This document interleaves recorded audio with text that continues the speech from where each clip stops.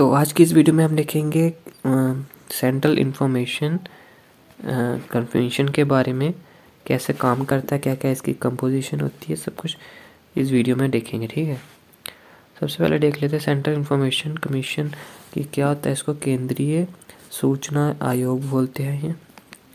ठीक है, तो ये सबसे पहले देखते हैं सेंट्रल इंफॉर्मेशन कमीशन ये कब फॉर्म हुआ था। Established by central government in 2005। ये किस लिए बनाया था, जैसे भी हमें किसी भी टॉपिक पे इंफॉर्मेशन चाहिए होती है उसके रिलेटेड, तो हम किसी भी वेबसाइट पे या किसी भी डिपार्टमेंट में जाके उस इंफॉर्मेशन को ले सकते हैं। लेकिन कोई डिपार्टमेंट हमें उस इंफॉर्मेशन देने से मना करे तो अब ये सेंट्रल इंफॉर्मेशन कमीशन एक्शन में आता है। ये हमें वो वाली इंफॉर्मेशन प्रोवाइड करता है जो हमारे लिए ज़रूरी है। ये under the provision right to information act 2005 के अंडर ये बना था ये सेंट्रल इंफॉर्मेशन कमीशन।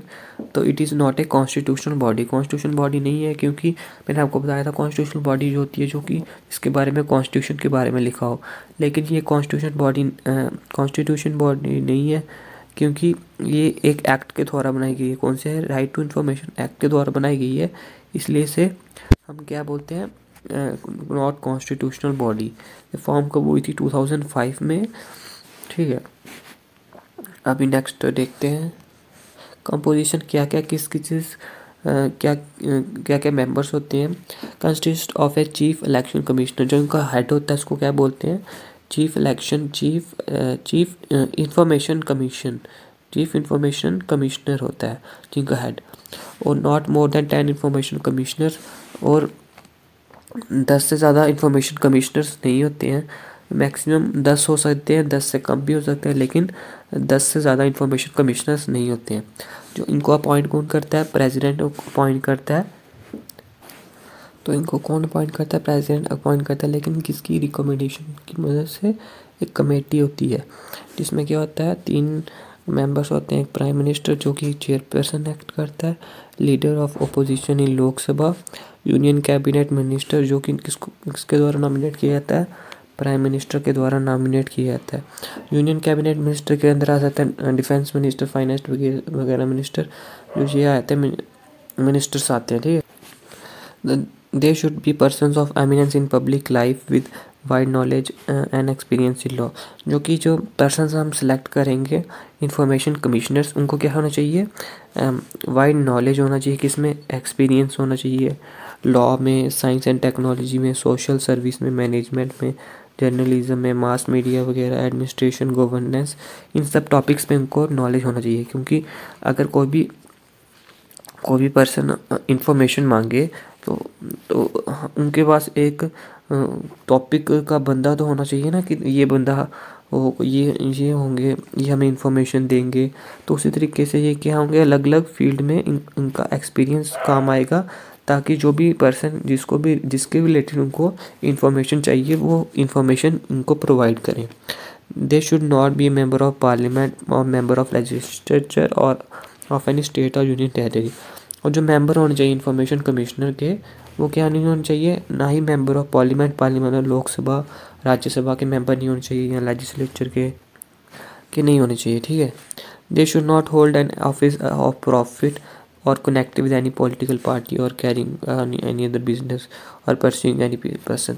अगर वो इस इंफॉर्मेशन कमीशन में जुड़ते हैं तो वो और कोई काम नहीं कर सकते, जैसे और कोई भी प्रॉफिट वाला और कोई नौकरी नहीं कर सकते, और किसी अपना और कोई धंधा वगैरह नहीं कर सकते, या किसी पॉलिटिकल पार्टी के साथ जुड़ जाए वगैरह, या अपना कोई बिजनेस स्टार्ट कर दें, वो नहीं हो सकता। इनको इनके साथ जुड़ेंगे तो उनको इन्फॉर्मेशन ही प्रोवाइड करनी है लोगों को, ये ही काम करना है। और कोई काम अगर करते हैं तो इनको क्या किया जाएगा, हटा दिया जाएगा। अब देख लेते हैं टेन्योर एंड सर्विस कंडीशन। क्या क्या टेन्योर होता है, कितने समय के लिए होते हैं, क्या क्या सर्विस कंडीशंस होती हैं। चीफ इंफॉर्मेशन कमिश्नर और इंफॉर्मेशन कमिश्नर जो क्या होते हैं, होल्ड ऑफिस फॉर 5 ईयर्स, 5 साल तक ही ऑफिस होल्ड करते हैं, या तो जिनकी एज कितनी हो जाए, 65 years, which ever is earlier.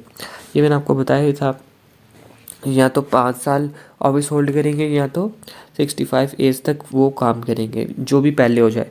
अगर मान लो कि एज 50 है तो वो 55 में उनका टेन्योर ख़त्म हो जाएगा। तो उनका टेन्योर 5 ईयर हो गया, लेकिन उनकी एज क्या हुई 65 नहीं हुई। लेकिन अगर उनकी एज 62 है तो टेन्योर उनका 65 में ख़त्म हो जाएगा, लेकिन इधर टेन्योर 3 से हुआ तो इधर देखना होगा कि कौन से सबसे पहले आ रहा है। ठीक है, they are not eligible for reappointment. अगर वो एक बार अपॉइंट हो गए दोबारा वो रीअपॉइंटमेंट उनकी नहीं हो सकती, उनकी अपॉइंटमेंट दोबारा नहीं हो सकती। ठीक है, president can remove under the following circumstances. जो प्रेसिडेंट है इंफॉर्मेशन कमिश्नर्स को इनको रिमूव कर सकता है अंडर कौन कौन सी कंडीशन है, विस एडजस्ड और इंसॉल्वेंट। इंसॉल्वेंट मतलब उनके खिलाफ कोई केस वगैरह हो गया या कोई कुछ भी रिलेटेड हो गया क्राइम रिलेटेड, उनको हम रिमूव कर सकते हैं। Convicted of an offence which opinion of president involves a moral turpitude अदमता। और क्या हो, अगर उनका ओपिनियन प्रेसिडेंट चाहे कि वो हटाना चाहिए किसी भी जुर्म के कारण, तो वो हटा सकता है। Paid employment outside the duties of his house. और ये मैंने अभी बताया था, अगर वो क्या करे दूसरा अपना कोई काम करें, इंफॉर्मेशन कमीशन के मेंबर होते हुए भी दूसरा कोई काम करें, एम्प्लॉयमेंट बाहर करें, तब भी उनको हटाया जा सकता है। अगर if he is opinion of president unfit to continue his office due to infirmity of mind or body। अगर वो दिमागी और शारीरिक रोग से अगर वो फिट नहीं है किसी भी काम करने के लायक, तो प्रेसिडेंट तभी उनको हटा सकता है। If he has acquired such financial or other interest as is likely to affect prejudicially his official function। और वो क्या करे फाइनेंशियल और अदर उसका इंटरेस्ट कहीं और है, फाइनेंशियल वगैरह काम कहीं और कर रहा है, तब भी उसको हटा सकते हैं। एडिशन में देखा जाए ये भी है, अगर वो क्या करे मिसबिहेवियर करे या इनकैपेसिटी हो तब भी उसको हटा सकते हैं। लेकिन प्रेसिडेंट को क्या करना पड़ेगा, रेफ़र करना पड़ेगा सुप्रीम कोर्ट को उसकी इंक्वायरी के लिए। The Supreme Court has inquiry upheld the cause of removal. अगर सुप्रीम कोर्ट प्रूव कर देता है कि उसको जो मेंबर है उनको रिमूव होना चाहिए एंड एडवाइस करता है प्रेसिडेंट को कैन रिमूव हिम, तो ये प्रेसिडेंट पे है कि अगर वो देखे कि प्रेसिडेंट रिमूव करना चाहता है तो वो रिमूव कर सकता है। तो नेक्स्ट देख लेते हैं, सैलरी देखते हैं, अलाउंस वगैरह, अदर सर्विस कंडीशन क्या क्या है। चीफ इलेक्शन कमिश्नर और की are similar to those of chief election information commissioner. जो चीफ इंफॉर्मेशन कमिश्नर और चीफ इलेक्शन कमिश्नर है उनकी सैलरी एक दूसरे से क्या होती है, सिमिलर होती है। ठीक है, information commissioner are similar to those and election commissioner, लगभग एक दूसरे से सिमिलर अलाउंस वगैरह सब कुछ मिलता है, but they can not be very to disadvantage during service. लेकिन उनके सर्विस के टाइम पे जो सर्विस होती है उनके टाइम पे उनकी हम क्या कर सकते हैं, ना ही सैलरी बढ़ा सकते हैं ना ही और कोई अलाउंस वगैरह और भी सर्विस कंडीशन उनको नहीं बढ़ा सकते, can not be very change नहीं हो सकती to his disadvantage during his service. Service के टाइम पे उनकी ये फिक्स रहती है, लेकिन टाइम पे बाद में चेंज नहीं हो सकती है। पावर्स और फंक्शन देख लें। Duty of commission is to receive and inquiry to complain from person. अगर किसी पर्सन से कंप्लेन आए किसी भी इंफॉर्मेशन के रिलेटेड, तो वो उनका क्या काम होता है, उस पर्सन को इंफॉर्मेशन प्रोवाइड करना रिगार्डिंग कि वो किस टॉपिक पे इंफॉर्मेशन चाहते हैं या किस टाइम में इंफॉर्मेशन उनको चाहिए। Commission can order inquiry to any matter if there are reasonable grounds. Commission क्या कर सकता है, किसी भी इंक्वायरी भी दे सकता है किसी मैटर की आप रिसर्च करिए जो जिस पर्सन को उसके बारे में इंफॉर्मेशन चाहिए। Commission has power of civil court. Civil court की पावर ये है, अगर मान लो कोई डिपार्टमेंट किसी को इंफॉर्मेशन प्रोवाइड करने से मना कर रहा है तो उनके खिलाफ भी ये क्या कर सकते हैं, सिविल कोर्ट में क्या कर सकते हैं, आम सिविल मतलब आम जनता के कोर्ट में क्या कर सकते हैं, वो अपील कर सकते हैं उस डिपार्टमेंट के खिलाफ जो कि इंफॉर्मेशन प्रोवाइड नहीं कर रहा। All public records must be given commission during inquiry for examination. जो भी पब्लिक रिकॉर्ड्स हैं वो भी दे देनी चाहिए जब भी इंक्वायरी हो किसी डिपार्टमेंट के बारे में, सभी के रिकॉर्ड्स वो दे देते हैं। Submits an annual report central government on implementation provision of this act.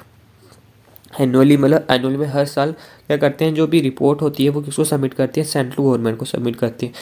ताकि उनको बताएं कितने लोगों को इंफॉर्मेशन के रिलेटिव उनको क्या की अपील की है लोगों ने, और क्या क्या इनकी रिपोर्ट रही है, और सारा कुछ सेंट्रल गवर्नमेंट को करते हैं। Central government places this report before each house of parliament. और जो सेंट्रल गवर्नमेंट क्या करता है, हर एक हाउस ऑफ पार्लियामेंट में ये रिपोर्ट को सबमिट करता है। ठीक है, तो ये लेक्चर ख़त्म हुआ। अगर आपको वीडियो अच्छी लगी तो वीडियो को लाइक करें।